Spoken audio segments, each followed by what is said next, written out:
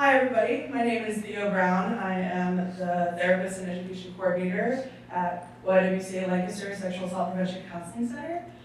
A very long title here, and also what's not included in that is I am focusing on narrative and somatic therapies, but I figured I probably shouldn't make the title any longer, especially because this is a lot to fit into 20 minutes, so.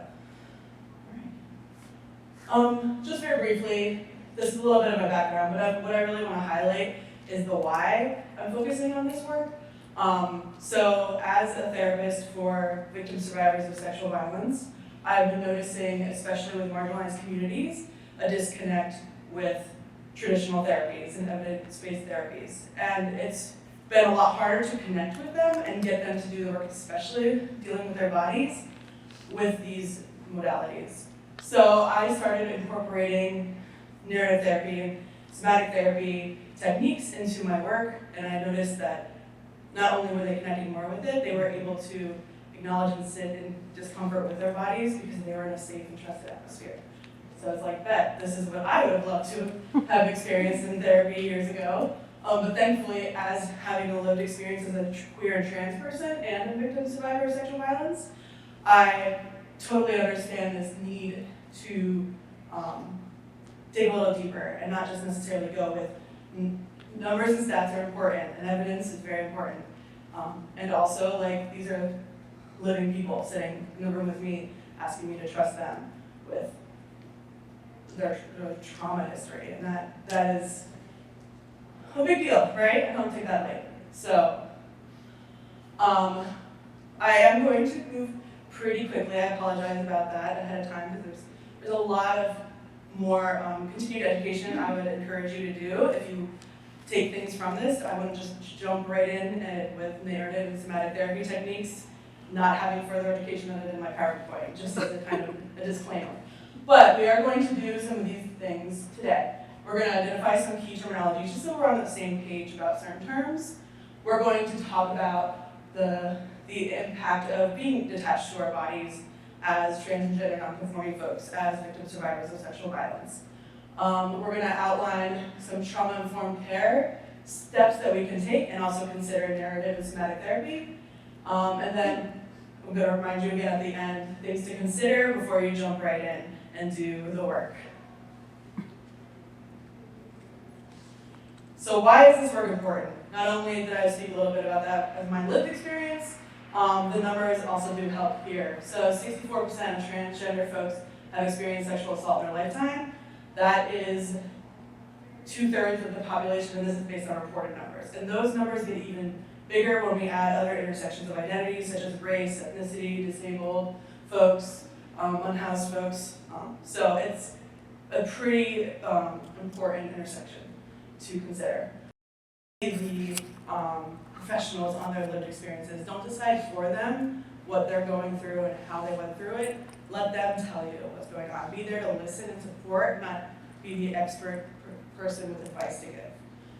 Providing choices as often as you can is empowering. It gives them the chance to be empowered in a space where we're very often not empowered. And a lot of advocacy work allows us to give them choices within systems. So we do a lot of legal and medical accompaniment in my work, and these systems are so often not giving them choices. So I'm sitting there trying to connect them in ways for their own experience of what they're going through by giving them choices and helping them decide. Like, you don't have to do this if you don't want to. They're not telling you that, but you don't have to. You can do this or this, those kind of things. Collaborating, again, like working with them on letting them be the expert of their lived experiences, and not being the teacher or the person with the power in the room. Collaborating with them is essential. Providing a safe environment, also, like thinking about what can be triggering in your office space or the space where you're providing care, and eliminating that, taking those things out. Down to smells, right? So like smells can be very triggering. We have to consider all of these things when providing care. It's just because something is comforting to me doesn't mean it's going to be comforting for someone else. It might actually be quite the opposite. So we really have to consider everyone's experiences, not just our own, when we're kind of creating those spaces. And then lastly, trust. You can't do these therapies without having the rapport built without having trust in the client. You can't sit there and tell them how they're going to heal. You have to figure out where they're ready to do it, how they're going to do it, what they're comfortable with, and also the strengths that they have. Here's a look again. Can you tell? I'm a big fan. But again, there's magic in being seen by people who understand. It gives you permission to keep going. Self-expression sometimes requires other people. Becoming ourselves is a collective journey. You're going to also be able to help them see things about themselves that they weren't able to see before. It's kind of my biggest takeaway from that. You're going to be part of that journey with them. So really briefly, so narrative therapy, honing in really quickly on this.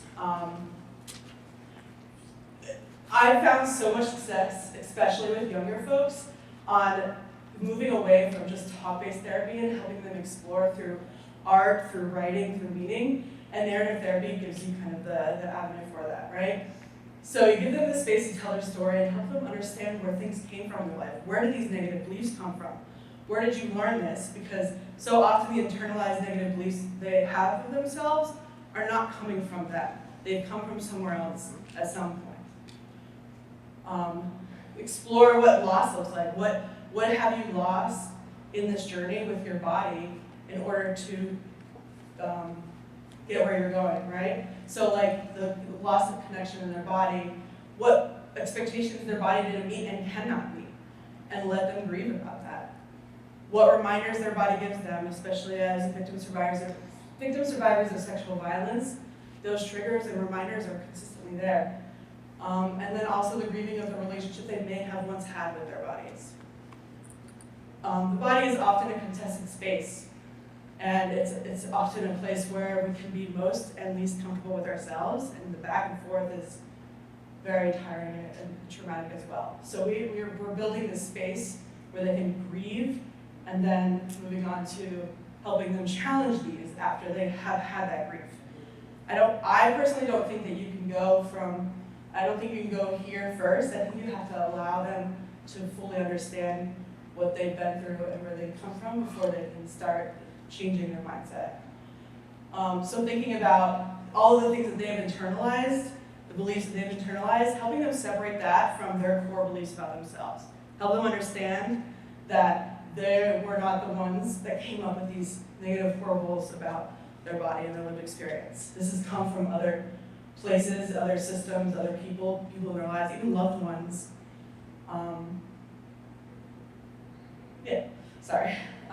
So you can do this kind of by like focusing, again, where these beliefs come from, helping them separate that so that they're no longer thinking that that's coming from their voice within.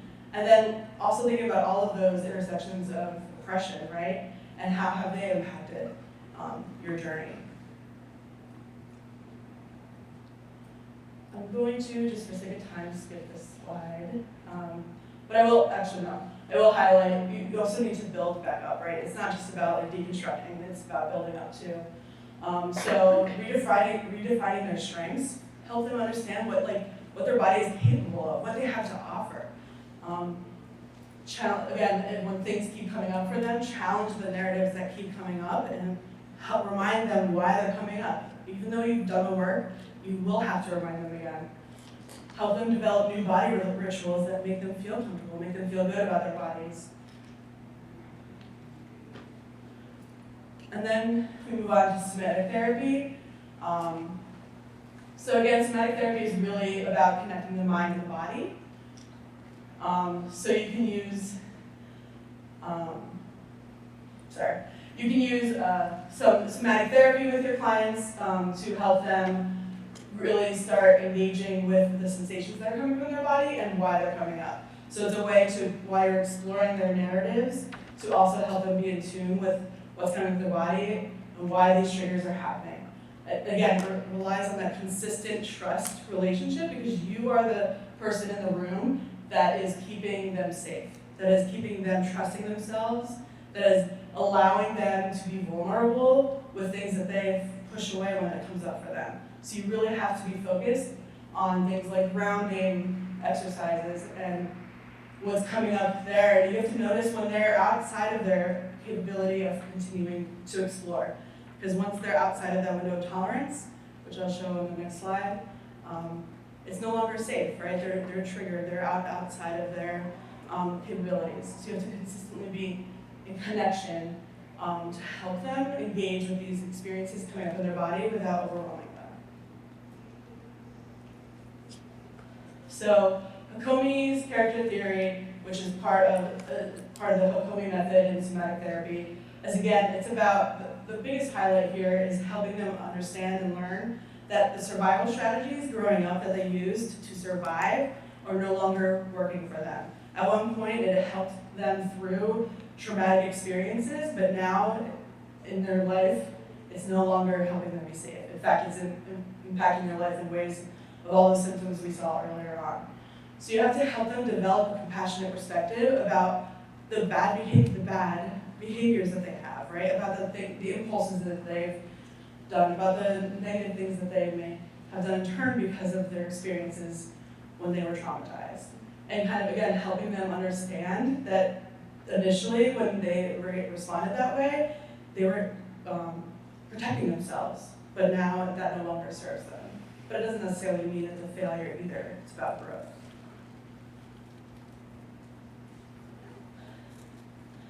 I don't know how much time I have, probably none. Okay, thank you. I appreciate that. Okay, so again, thinking about another method of somatic therapy is sensory-motor psychotherapy. So again, it's about using grounding exercises, mindful movement, paying attention to breath to help them reconnect with their bodies in a way that's gentle and non-threatening. It helps them be compassionate with themselves while they're having these really negative feelings come up in their body, these sensations. So if you prioritize safety and trust for them, they are able to rediscover their bodies in a way that they didn't feel safe before because now they're in an affirming space. Now they're tuned into themselves in a place where it's okay to understand the horrors that have happened to them. And it's okay to grieve those moments because there was someone who has built a relationship of trust.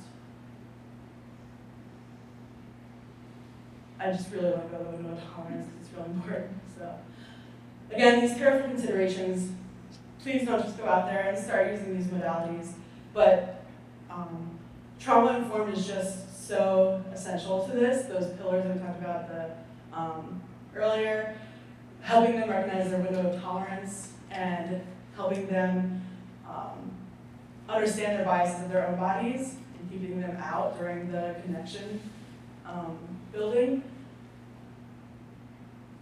And since I mentioned it a few times now, the window of tolerance is a zone that we all have, traumatized or not, where we're regulated, right? And once we're outside of that, we're in extreme distress. And that could either be hyperarousal, which is, you see that often with anxiety, extreme emotions, panic, or hypoarousal, which is more like slow breathing affect. Often looks like dissociated or disinterested. And when you're in this zone emotionally, you don't have the capacity to go through therapy because you're in survival mode. You're in that state where like you've been triggered, no longer you have to come back, you have to be grounded back to your window of tolerance. And this is a really useful tool when you're working with folks that have endured trauma, not just sexual violence, all across the board. Because again, if they can learn how to regulate themselves, and you can help them build the skills to get into that zone again, it's a slow process, but it can be really rewarding because when they go back into the real world, they can start doing this on their own. But it takes, again, these grounding exercises, noticing breaths, helping them connect their mind and body so they can realize, okay, all of these things are happening, and I feel like I'm outside of my control, but they're happening because I'm triggered. And it's so hard to be able to recognize that, but helping them make those connections with these therapies that we've been talking about can be really empowering.